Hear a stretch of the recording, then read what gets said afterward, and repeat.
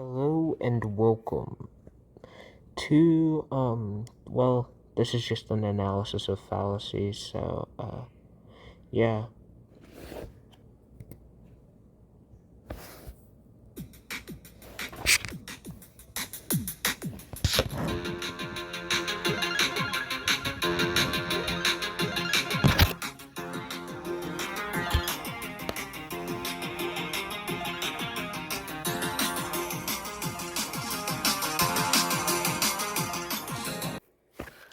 With that, I'm going to begin the fallacies. Fallacy number one I'm going to go over is appeal to ignorance, which is basically this idea of a proposition or an argument must be true because there is no evidence that contradicts it, or that it hasn't been proven false.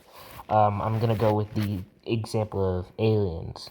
So if someone says, no one has ever been able to prove that extraterrestrials exist, therefore they don't, that would be an example of appeal to ignorance. Another way it could be used is, no one has ever been able to prove that extraterrestrials do not exist, so they must be real. So, once again, appeal to ignorance. The idea of, because something hasn't been proven false, or there's no evidence against it, that it must be true.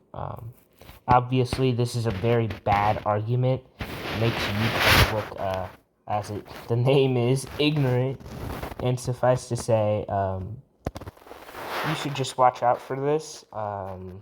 And the next one.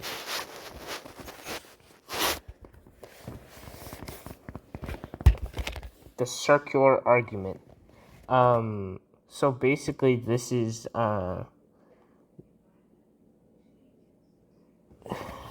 the idea of someone repeating something they've already assumed or said before arriving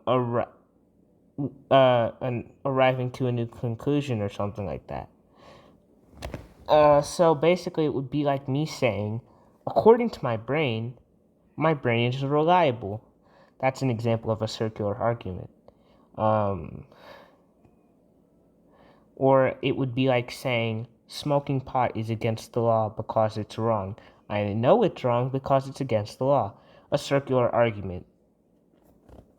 Really easy to spot. Kind of annoying, but easy nonetheless.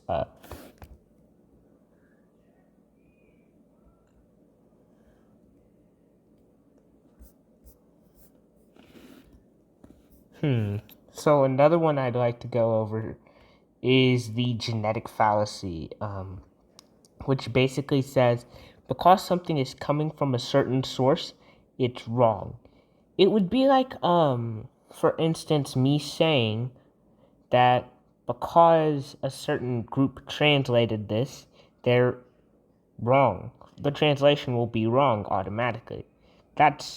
You realize how dumb that is, right? So, it's basic. The problem here is the fact that you're not attacking the material, but rather the person who's saying the material. And it's really just a way some people use to get out of actually dealing with the material. Me saying, it's wrong because, well, it would be like, okay, here's an example. It would be like you heading to a town of tribesfolk, in that because some of the worst murderers in history are some of these tribesfolk, you by default say that all of them are murderers like that. Not only is that racist, that's an example of the genetic fallacy.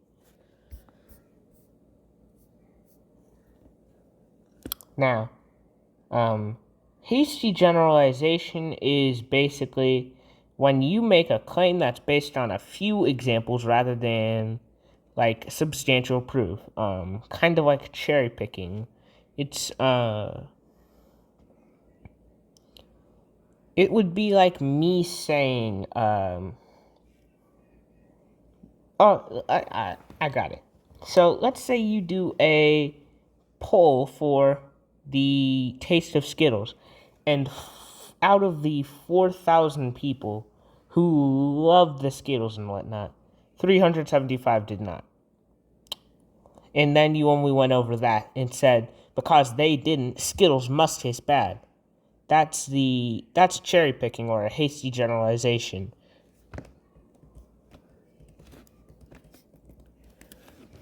And going with 375 out of 4,000 is akin to going with 0.9%. Or not 0.9, just 9% about. So, it's the other massive majority would most certainly probably completely disagree. The 90.625%. Don't know why I know that off the top of my head. That aside, let's go to another fallacy.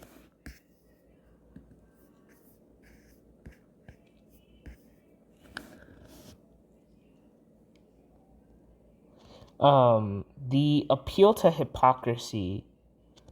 So also known as the tu quoque fallacy, focuses on the hypocrisy of an opponent. So it deflects away criticism of you or yourself by accusing the other person of the same problem or something comparable. It would be like, it's like this. The U.S. says, that, we shouldn't have to pay the most or as much for global warming because China does it too. Well, sure, China does it too, but China and other countries, unlike the US, are developing countries. As well as this, they aren't as wealthy as the US in terms of the raw GPD or GDP. I always get it mixed up with which way it goes. Suffice to say, that would be an example.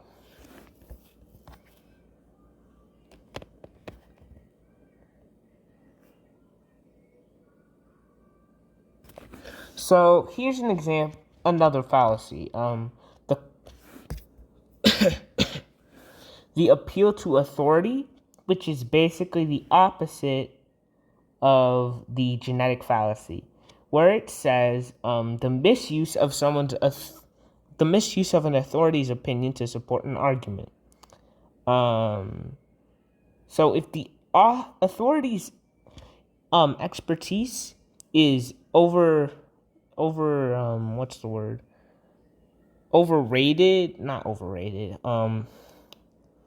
overestimated, illegitimate, or irrelevant to the topic, you would then say appeal to authority fallacy. It would be like this. It would be like your dentist trying to prove something related to psychiatry. That's an example of appeal to authority, because a dentist is not a psychiatrist. And me citing the dentist as a reliable source for such would be an appeal to authority fallacy, because the dentist is not trained in, psychiatry.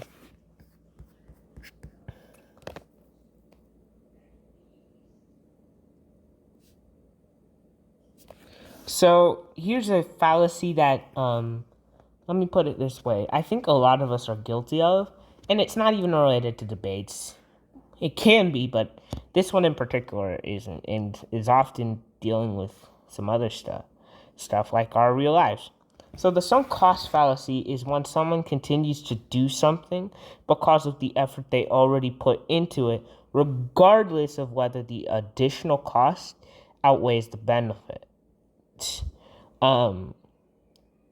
It's an economic term for any past expenses that can no longer be recovered. An example of such would be buying a movie ticket and then watching the first 20 movies and then saying, oh, this movie sucks. This is trash. This is as bad as the Fantastic Four movie. And then you going, well, it's past the 15-minute mark where it was originally free. Well, where it was originally I could get a refund. So I have to keep watching the movie. Well, you don't like the movie, but because you've already spent money on it or stuff, it's just you've just given up on leaving. Or deciding to watch, you lose hours of your life. Like, it's a 4-hour movie, and then it's like, oh, I lost 4 hours of my life.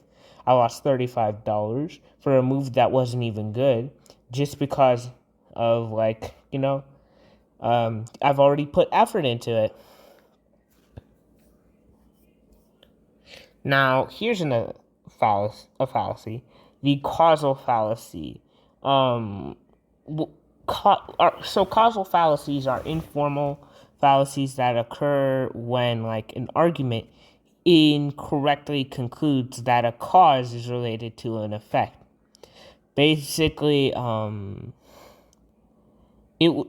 this has happened a lot medical wise, where doctors have said this happens, then this happens, therefore these must be connected.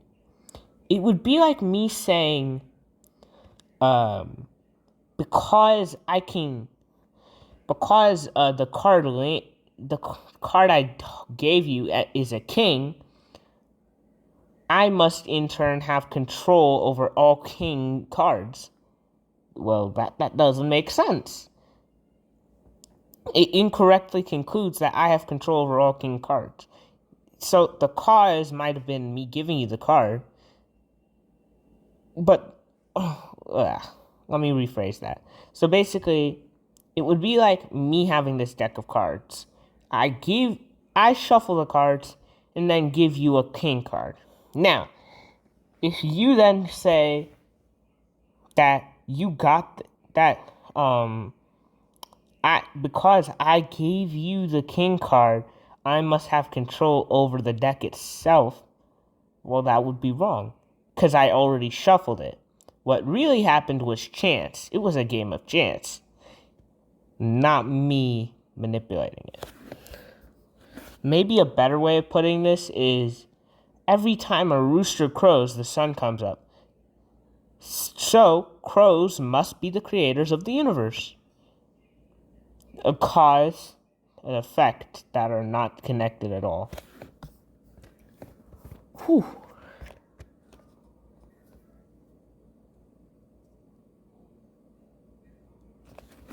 So, here's another one. Equivocation, where you say a word, phrase, or sentence to deliberately confuse or deceive or mislead people. So, saying one thing but meaning another thing. I can't really come up with an example with this, because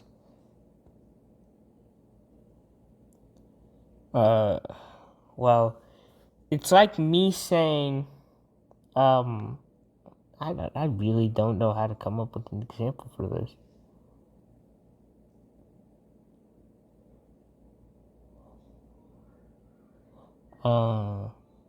Dang. So I'm gonna move to the next one.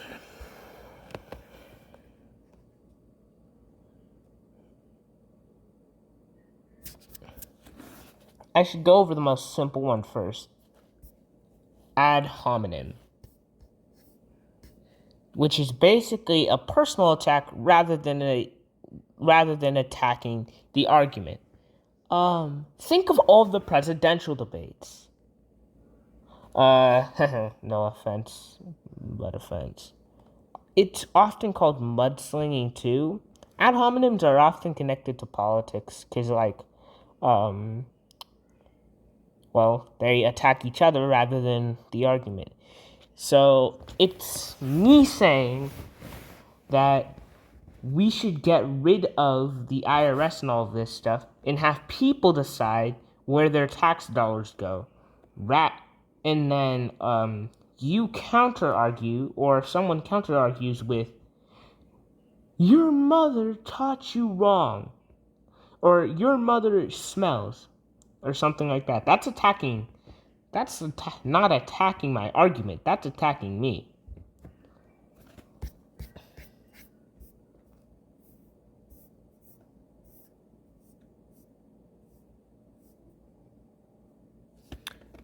And then here's one, the bandwagon fallacy. Has several other names, but like, it's really simple. It's me saying that something is true or right or good because others agree with it. That just sounds stupid. You know it does. It would be like me saying, well, here's a dark example. It would be like someone saying that the Nazis were right because all the German country supported it and and agreed to it, and that's not a good argument, you know. Um, it just doesn't. It's arguing that because others think a certain way, you should too.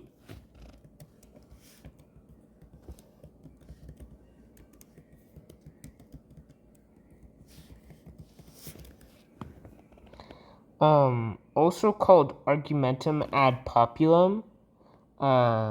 That's its actual name, I believe. So the appeal to popularity, it would be like me saying, like I said, just because a bunch of other people believe something doesn't mean that they're right.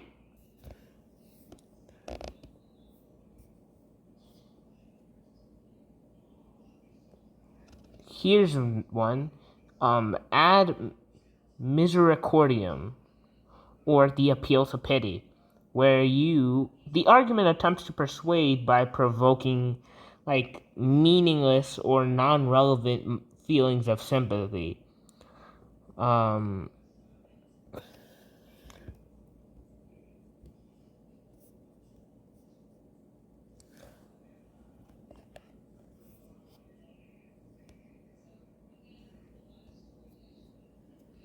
but yeah, I can't really think of an example for that. Sorry, but like, yeah, I don't know really how to find an example.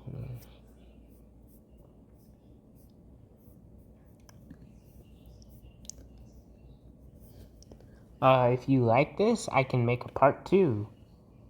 Hope to show that you liked it, just like, subscribe, share the works. I'm certain you've heard it a million times. But do it if you want to, and do it if you feel like this is the content for you. I'm hoping to go over more stuff. I do make other content than this, but I'm just laying down this so that people understand how to properly make arguments and debates and whatnot. In debates and discussions and whatnot. Stay safe.